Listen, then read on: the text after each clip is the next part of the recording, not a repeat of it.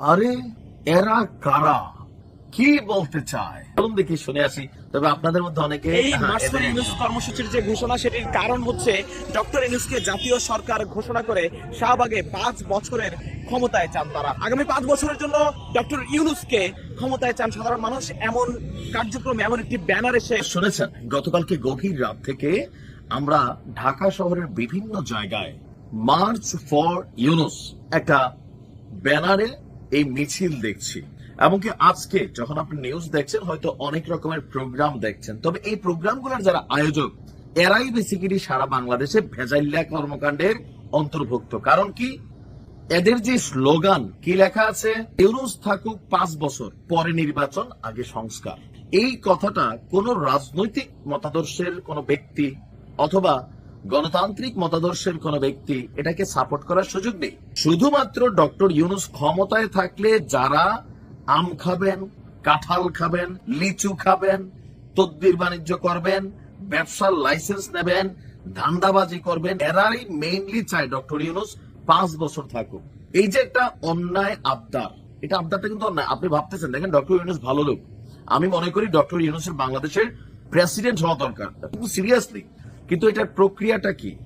উনি কোন একটা রাজনৈতিক দলের সাথে সংশ্লিষ্ট হবেন, অথবা আমাদের রাজনৈতিক দলগুলো যারাই ক্ষমতায় আসে অনার করে ডক্টর ইউনুসকে প্রেসিডেন্ট বানাইতে পারেন, তাহলে বিশ্বজুড়ে বাংলাদেশের পরিচিতি, বাংলাদেশের অনেক ধরনের সুবিধা কিন্তু নেওয়ার সুযোগ আছে। কিন্তু কোন সিস্টেম ছাড়া, ভোট ছাড়া, ওই যে আওয়ামী লীগের আমলে সংসদে আমাদের কিছু খালাম মাসুল এমপি হয়তো কোনো নির্বাচন চাই না, যতদিন শেখ হাসিনা বাসে উনি প্রধানমন্ত্রী। এই কথাগুলো নিয়ে আপনারা ট্রল করছেন না তো? একই কথাটা এখন আপনারাই বলতেছেন, বুঝা বলেন নাকি না বুঝা বলেন।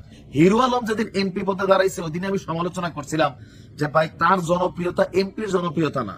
আলম যদি এমপি হয় তাহলে কি হবে, মমতাজ হইয়া টের পাইছেন না? এগুলা কিন্তু বাস্তবতা। এখন এই যে এই স্লোগান, এই মিছিল কিসের বার্তা দিচ্ছে? মানুষের কাছে সন্দেহের বার্তা দিচ্ছে। ডক্টর ইউনুস পদত্যাগ করবে এটা কেউই চায় না। সবাই চায় ডক্টর ইউনুস একটা সুন্দর সুষ্ঠু নির্বাচনের মাধ্যমে, সংস্কার কম বেশি যাই করুক, একটা সুষ্ঠু নির্বাচনের মাধ্যমে তিনি ক্ষমতাকে ট্রান্সফার করবেন, হস্তান্তর করবেন। কিন্তু তিনি নিজে নিজে 5 বছর ক্ষমতা থাকবেন, তার পক্ষে এরকম বক্তব্য যারা দিচ্ছেন, আপনারা তো ভাই এই লোককে আরো বিপদে ফেলতেছেন রাজনৈতিক পয়েন্ট অফ ভিউতে। বিএনপির নেতাকর্মীরা মনেই করতেছে এগুলো এনসিপির কাজ, এগুলো বৈষম্য বিরোধীদের কাজ, এগুলো সমন্বয়কদের কাজ। কেন?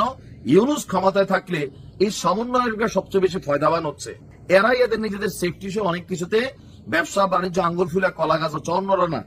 মানে বিএনপিও হচ্ছে হালকা, জামাতও হচ্ছে, বাট সবচেয়ে বেশি ফ্যাসিলিটিস এরা পাচ্ছে। ডক্টর ইউনুসকে 5 বছর না 10 বছর লাগুক 2 টার্মে, কিন্তু কোন একটা দলের পক্ষ থেকে উনি নির্বাচন করবেন, অথবা নির্বাচিত দলগুলো তাকে প্রেসিডেন্ট হিসাবে তাদের দলে অনার করবেন। বাট কোন নির্বাচন লাগবে না, ডক্টর ইউনুস 5 বছর থাকুক, এগুলাকে মানুষ পজিটিভ নিচ্ছে না। এমনকি কেউ কেউ বলছেন ডক্টর ইউনুসের ক্ষমতায় রাখার জন্য নতুন ধরনের একটা খেলা, আর পেছনের পৃষ্ঠপোষক জাতীয় নাগরিক পার্টি অথবা আরো প্লাস মাইনাস ব্লা ব্লা ব্লা, বাংলাদেশকে অস্থিতিশীল করতে চায়। এই কর্মকাণ্ডগুলা আবেগের বশে যখন আপনি করতেছেন, এটা আরেকজনের জন্য ভাই বিরক্তির কারণ অথবা টেনশনের কারণ যে ডক্টর ইউনুস তাহলে এরা কারা, কই থেকে আসতেছে, মার্চ ফর ডক্টর ইউনুস কেন তৈরি হবে? আমরা এই ধরনের আবেগী অ্যাক্টিভিটিজের পক্ষে না। ডক্টর ইউনুস বাংলাদেশের প্রেসিডেন্ট হোক, প্রধানমন্ত্রী হোক, প্রয়োজনে রাজনীতি করবেন, কোন একটা দলের পক্ষে যাবেন, পদত্যাগ করবেন, সেখান থেকে তিনি যে রাজনীতি করবেন সেটা আলাদা। তো তিনি তো এইভাবে কোন রাজনৈতিক দলের সম্পৃক্ত হবেন না, এটা বোঝা যায়। যদি এনসিপি পাস করে ওনাকে প্রেসিডেন্ট করে দেখ, যদি বিএনপি পাস করে ওনাকে প্রেসিডেন্ট করে দেখ, জামাত পাস করে প্রেসিডেন্ট করে দেখ, ওইভাবে তিনি থাকেন, সেজন্য কল্যাণ হবে।